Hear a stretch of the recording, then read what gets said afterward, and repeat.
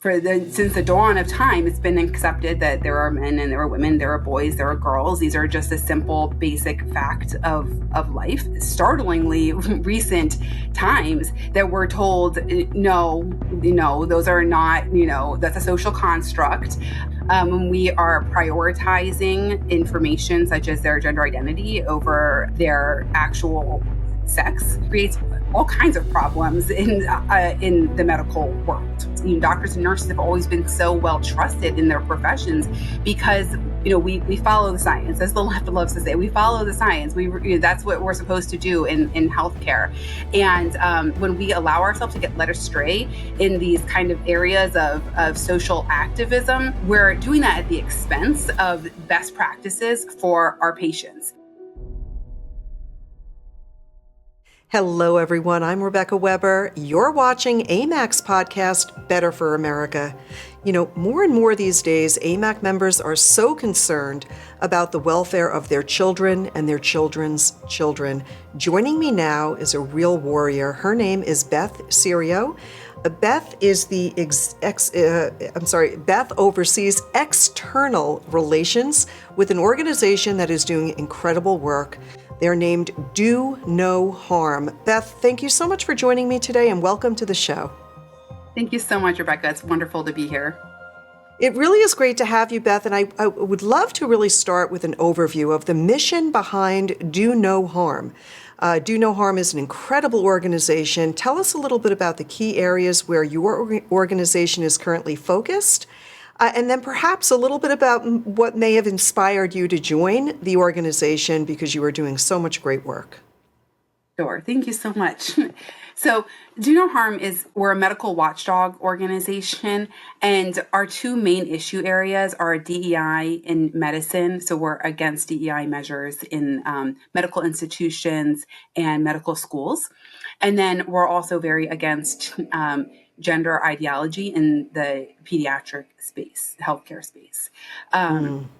So we take a very multi-pronged approach, strategy to fighting these two areas. We do a lot. We try to influence policy when we can. We sometimes are able to litigate. We expose through media, through social media when we're able to. And we found that we have been very effective in our organization was founded about 2 years ago by Dr. Stanley Goldfarb. He's a nephrologist, and Christina Rasmussen is our executive director. And it's hard to believe that we're only about 2.5 years old organizationally. We've seen a lot of really major wins, and we're still growing. Well, Beth, it is a terrific organization because we do need eyes and ears on what's happening in the medical industry. I want to talk a little bit more about that for our listeners, just to remind everybody that DEI is, in my view, a very dangerous tool that is used by the left, and it goes against what I call the truth and science, essentially. DEI stands for diversity, equity, and inclusion. If you could explain how this dangerous ideology, implementing DEI in our medical field, how that's impacting both doctors, patients, and our entire medical system as a whole. Yes, it's endemic in our healthcare system, and it impacts us all on every level. I always say we're a membership-based organization, and we're a network of doctors, nurses, other practitioners, but also just patients and concerned citizens, because everybody needs healthcare, and if you have never been a patient yourself, you certainly have loved ones who are impacted by it. So it's really an area that impacts all of us. And our concern with DEI measures taking over in medical schools and in healthcare institutions is that we're taking a step away from teaching and training doctors and clinicians in just sound medicine, and instead teaching them to be kind of woke warriors for social justice causes. So it impacts the language, that they're taught to use in their schools and in their practice, and kind of taught to see everything through this very racial lens, which is it's a huge turn from decades and decades of what has always been, traditionally in medicine, not a politicized industry. And it's always been understood that doctors and nurses have always been so well trusted in their professions because and I'm a nurse by training, so this is personal to me too. We follow the science, as the left loves to say. We follow the science. That's what we're supposed to do in healthcare. And when we allow ourselves to get led astray in these kind of areas of social activism, we're doing that at the expense of best practices for our patients. And that really kind of trickles down, from the tops of these institutions that push these agendas down to your average doctor or nurse who probably it is not an activist, probably just became a doctor or a nurse because they care about health and they want to help people. They didn't sign up to Absolutely. be activists. And then obviously at the end of the day, it impacts the patients, and that's what we should care the most about as clinicians. So let me ask you to get a little bit more specific, because you are a nurse yourself and you're involved with Do Yes. No Harm, and I know that this is a passion for you. You've probably seen some things firsthand. Can you give us an example of how DEI in our systems, in our schools, our medical schools, and such a strong focus on that, how that negatively impacts medicine, science, the way we treat people? Sure. Well, one thing I'll say is that it kind of starts at the top. So one specific way is in medical school admissions, where there is an emphasis on looking at sort of people by applicants, medical school applicants, by basic facets of their identity. So whether it's their race, their skin color, gender, sexual orientation, gender identity. Those things we're finding in medical schools are often being given a much higher place of value than just simply their knowledge, expertise, basic things like their MCAT scores. And so when we're doing that and we're kind of recruiting doctors based on superficial qualities, we're doing that at the potential expense of, experience, knowledge, competence. Not that these two things in any way have to be in conflict with each other, but it's when we prioritize one thing over the other, and then it creates sort of a trickle down impact. Yes. So essentially, what we're seeing is that we're moving away from merit and people's actual abilities, experience, and instead we're making decisions who should be operating in the operating room based on meeting certain identity quotas, which sounds ridiculous and Right. absolutely insane. It does seem to me, Beth, that the left and our members agree that they are not following the science when it comes to gender identity. What is your response to the assertion that there are 64 plus genders and growing? And how is Do No Harm trying to counter those scientific? Because they're saying that no, people are really coming out and saying, arguing the point that men can be women. Right. So again, this goes back to completely discarding generations of just simple knowledge and basic wisdom and common sense in pursuit of these woke ideologies. And the gender issue is, in some ways, it's two sides of the same coin when it comes to DEI. It's really very similar at its roots, in my opinion.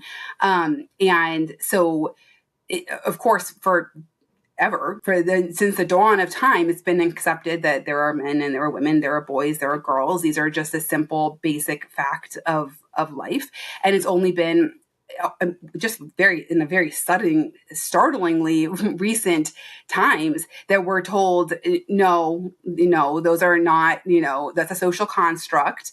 And that, boys can become girls, girls can become boys, and that, we can kind of conflate this sex and gender. And again, we can do this at the potential expense of patient safety, when we are prioritizing information such as their gender identity over their actual sex. Then, and worrying about how this child identifies versus what they were born as and what we know their sex to be, is creates all kinds of problems in the medical world. Yeah, it certainly can. And we've heard so many other stories from parents themselves, from grandparents who have said, my child should not be.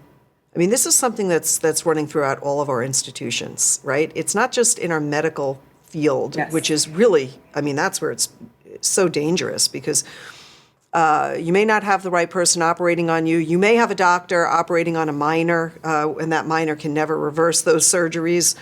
Yes. It's in a big way impacting other areas, though, including our military, our public school system. And Do No Harm has done so much to really build coalitions, and you're very focused on doing that. How do you plan to engage concerned grandparents and concerned citizens in really advocating against radical gender ideology? Well, in my opinion, concerned citizens, grandparents, parents are the most important part of this puzzle. We can talk all day long about the truth about sex and gender and these radical gender ideology that's pervasive in our culture and in our schools, and of course, most importantly, for our healthcare institutions. But you, as the ones listening and watching this right now, are the ones who are there with these children every day. You have the opportunity to teach your children kind of these basic truths, and also protect them from the gender ideologues that really at earlier and earlier age are seeking to kind of rob them of this innocence and teach them a completely false ideology that ends in just simple pain and suffering. Yeah, it is. It is so sad. It breaks my heart. And I do believe that this is part of. It's a move towards Marxism. And here's how I see it. When you try to strip individuals of their identity, right? And you say you don't have to be a woman if you don't want to be a woman. You don't have to be a man if you don't want to be a man. And then you set up a system whereby you're either an oppressor or the oppressed. What you're doing is you're sowing division, you're creating division, and you're sowing confusion. And it starts in the schools with the young people. And then in 10, 15, 20 years, we will look at the United States of America and say, this is not the society this is not the America that we grew up in. This is not the country I think that our founding fathers intended us to be, because we've moved so far away from rugged individualism to merit-based policies, to the things that really define us as the greatest nation on earth. We have so much ingenuity, so much desire to pursue the American dream. But when you begin to strip away somebody's actual who they are at their core, it pits people against each other. It forces people to buy into a lie, and really redefines our society and who we are and how we operate. So DEI at its core, I believe, is evil. The work that you're doing at Do No Harm is so good. You're strengthening families, you're supporting individuals, and you're giving people the tools necessary to do so. So Beth, I'd love for you to share with our listeners where they can find more resources. If it's on your website, that's great. And then I want to talk a little bit about the October 21st event. We're going to put some information here in the bio. Check us out at amac.us to learn more about a virtual webinar that everybody and anybody can participate in. I think that's great, because we'll be really getting into more of the details on that call. Yes, yes, I'm very much looking forward to that. So you can go to our website, donoharmmedicine.org, and become a member. And we'll keep you in the loop on developments that are happening in these areas, and then what we're doing about it, whether it's in your state or nationally. So we encourage everyone to become a member. Again, you absolutely do not have to be a physician or a nurse or another type of practitioner. If you are a concerned citizen, a parent, a grandparent, a patient, healthcare impacts all of us, like I said before. So we would love to have you as a member. We have a lot of great resources on our website, including a parent resource page, which is, of course, really great for grandparents as well. So definitely encourage you to check that out, and follow us on social media as well, so we can keep you informed. And then Okay, the webinar, great. we're really looking forward to that. So again, October 21st. And I believe it's going to be an evening. I think it's an 8 p.m. Eastern time event. So we're going to have a panel of experts from Do No Harm, who are going to really be able to get into the nitty-gritty, specifically on the gender ideology issue, and give some very important updates about what is happening at hospitals across the country. Such an important topic. If you're a mother, if you're a father, a grandparent, if you know someone who's a mother or a father or a grandparent, they have got to participate. It's on us, it's on our shoulders to make sure that we protect and defend future generations and that we teach them the truth. Thank you so much, Beth Serio, for being a big part of this incredible movement. So much has happened over the last three and a half years. Many of that, great credit over to the entire team over at Do No Harm. Thanks again for being with me today, and I'll see you on October 21st. Great. Thank you so much, Rebecca. Excellent. To everyone out there listening, please be sure to renew your membership with AMAC or join if you haven't joined yet. Tell your friends and family all about AMAC. There is strength in numbers. That's it for today, folks. Thanks for joining me. Have a great day, everyone. We are proud to have First Fidelity Reserve as our official bullion and rare coin partner, as they have supported AMAC for over a decade. Call First Fidelity Reserve 800-336-1630. That's 800-336-1630 and get your free 38-page precious metals guide today. The Better for America podcast is proud to be supported by Senior Resource. At Senior Resource, the focus is on empowering seniors, retirees, and their families. That's why they created the Senior Resource Podcast Network, a platform packed with informative podcasts that educate, inspire, empower, and even entertain. Their goal is simple: to provide expert advice on topics like retirement, Medicare, senior housing, aging in place, caregiving, and much more. With a variety of shows covering all the important issues, listeners will hear from subject experts and get helpful tips to make their retirement journey the best it can be. Visit seniorresource.com/podcasts and start listening today.